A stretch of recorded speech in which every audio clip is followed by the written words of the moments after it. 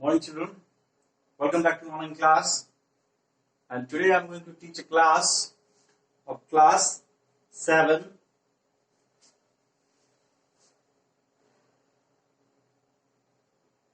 SST Geography.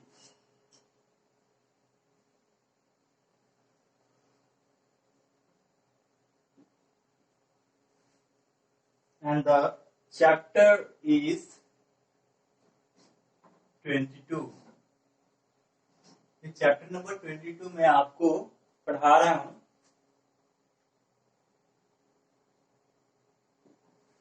तो chapter का नाम है इंस्टीट्यूशनल रिप्रेजेंटेशन ऑफ डेमोक्रेसी।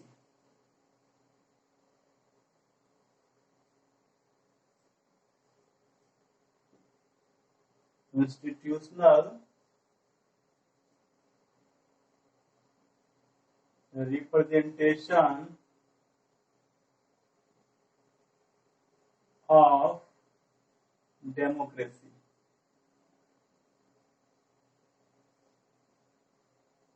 है ना, कहने का मतलब यह है कि डेमोक्रेसी में भाग लेने वाले वो सारी संस्थाएं जो कि इम्पोर्टेंट होती हैं एक सरकार को बनाने के लिए, उसी के बारे में ये चैप्टर था। तो चैप्टर स्टार्ट होने से पहले की तरह ही हम एक छोटा सा रिकैप लेंगे which is a very important for this class. So now let's have a look. तो हम लोगों ने जो पढ़ाई किया था वो किया था डेमोक्रेसी के बारे में, ठीक है। डेमोक्रेसी के बारे में हम लोगों ने पढ़ाई किया हुआ था। फिर हम लोगों ने इलेक्शन के बारे में पढ़ाई किया था। फिर हम लोगों ने इलेक्शन कमीशन के बारे में पढ़ाई किया था।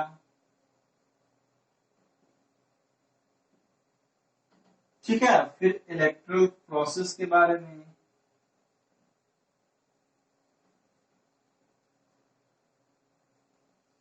ठीक है। फिर कॉन्स्टिट्यूएंसी के बारे में,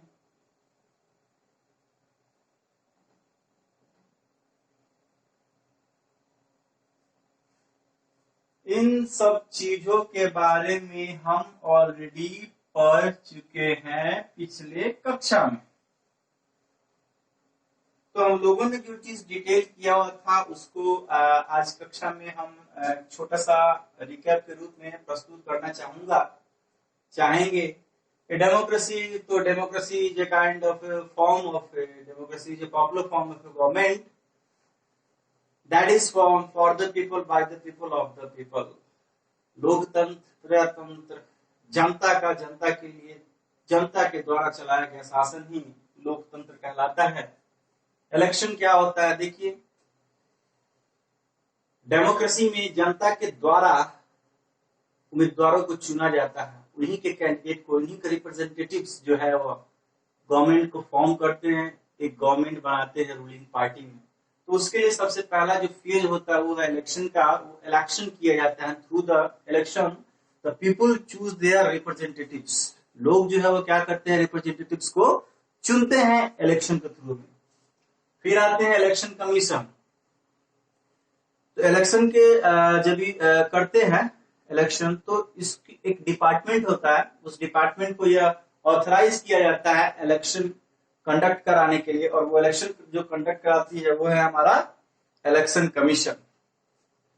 इलेक्शन कमीशन पूरे भारत को कॉन्स्टिट्यूएंसी में चेंज कर देता है, निर्वाचन क्षेत्र में बदल देता है, और वो सारे निर्वाचित क्षेत्रों से वो निर्वाचित कैंडिडेट चुन के हमारे सामने आते हैं और वही अपनी मेजोरिटी प्रूफ करते हैं, और मेजोरिटी की जो सरकार ही होती है वो रूलिंग पार्टी होती है। फिर हम लोगों ने बात किया था इलेक्टोरल प्रोसेस के बारे में, ठीक है। इलेक्टोरल प्रोसेस में क्या होता है, इलेक्टोरल प्रोसेस में जितनी सारी पार्टियां होती है अपने अपने नॉमिनेटिव जो भी कैंडिडेट्स होते हैं उनका नॉमिनेशंस करती है, उनका फिर से स्क्रूटिनाइज होता है, उनका अप्रूवल होता है, फिर एक डेट अनाउंस करती है। डेट अनाउंसमेंट के बाद में इलेक्शन होते हैं। ठीक है, फिर कॉन्स्टिट्यूएंसीज के बारे में मैंने आपको बताया कि निर्वाचन क्षेत्र होता है। तो आज हम लोग जो पढ़ेंगे आज पॉलिटिकल पार्टी के बारे में पढ़ेंगे। क्या है हमारा पॉलिटिकल पार्टी।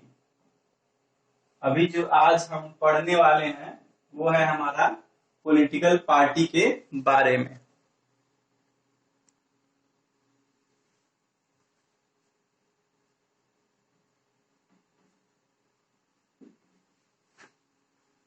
पॉलिटिकल पार्टीज के बारे में आज हम लोग पढ़ने वाले हैं।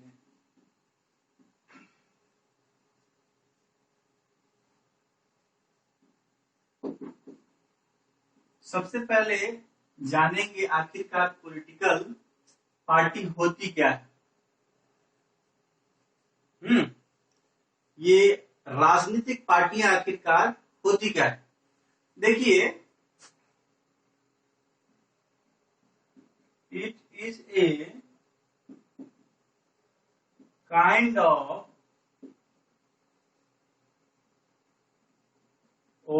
organization which has the same ideology of the people.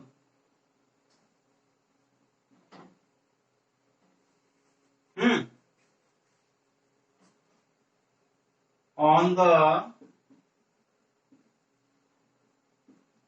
basis of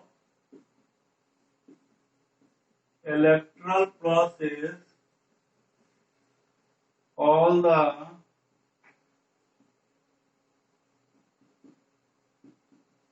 political parties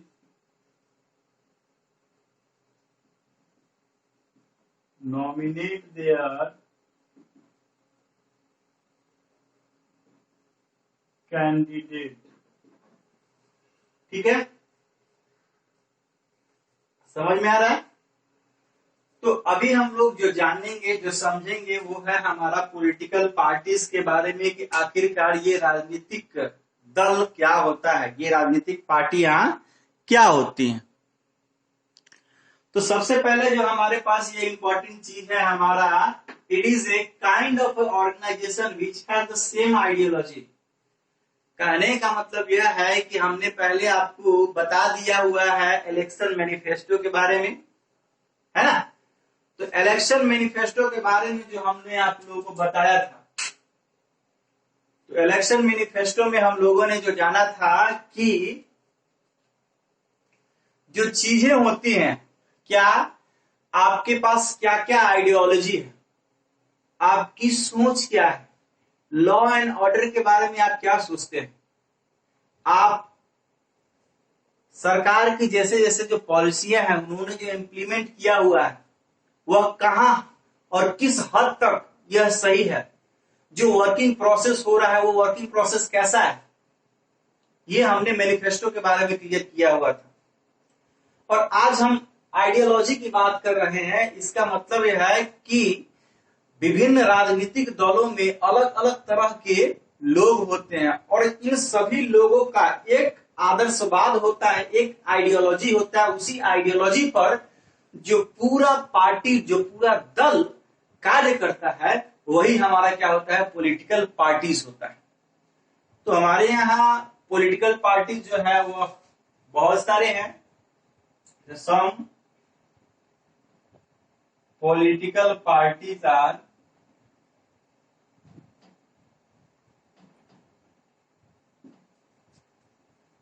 BJP, Bharatiya Janata party, आपने अभी नाम सुना होगा।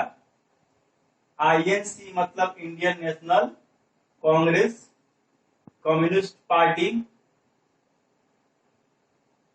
है ना। फिर से देखिए शिवसेना है, तेलुगु देशम है,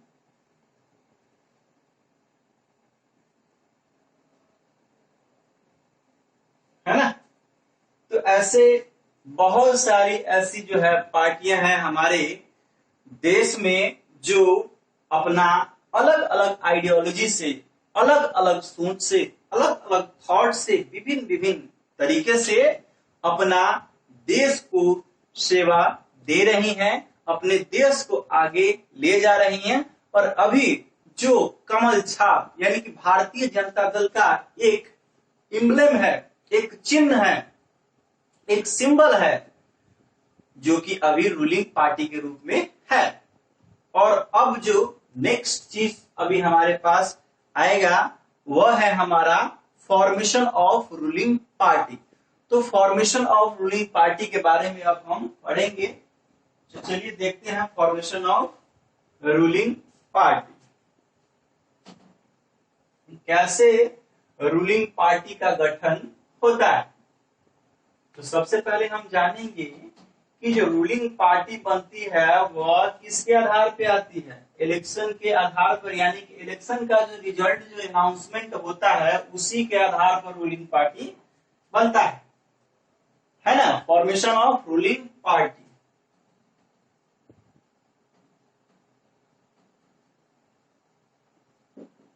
of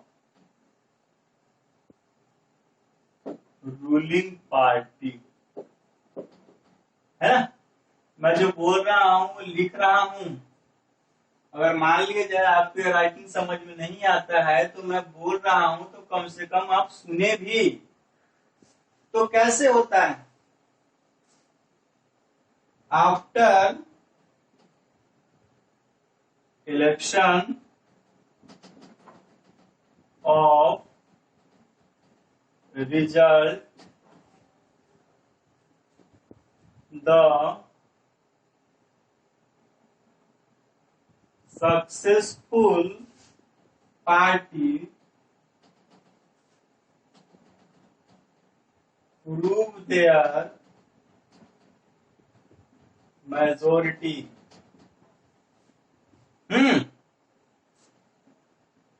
on the basis of majority they form government and the party who got less votes called minority और opposition।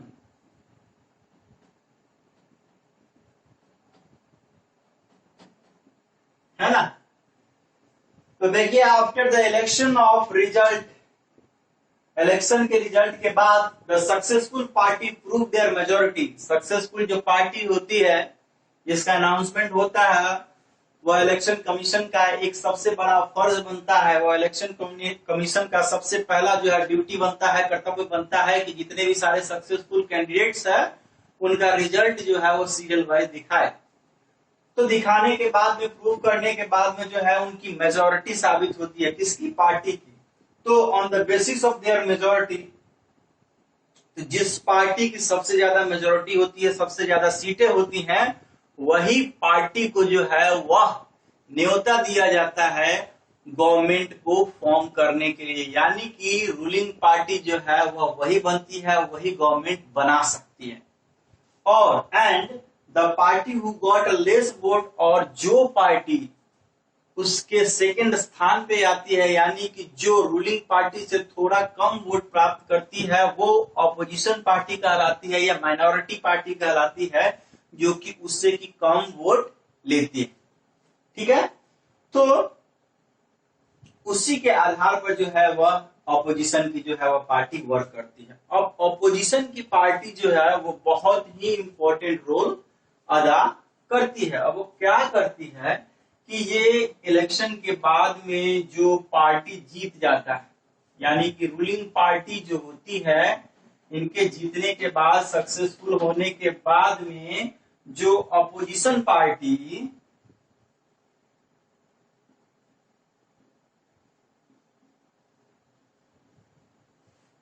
opposition party always see the work of ruling party and check the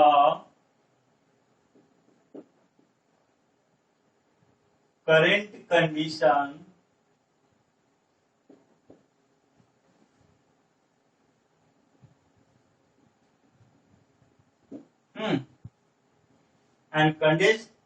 and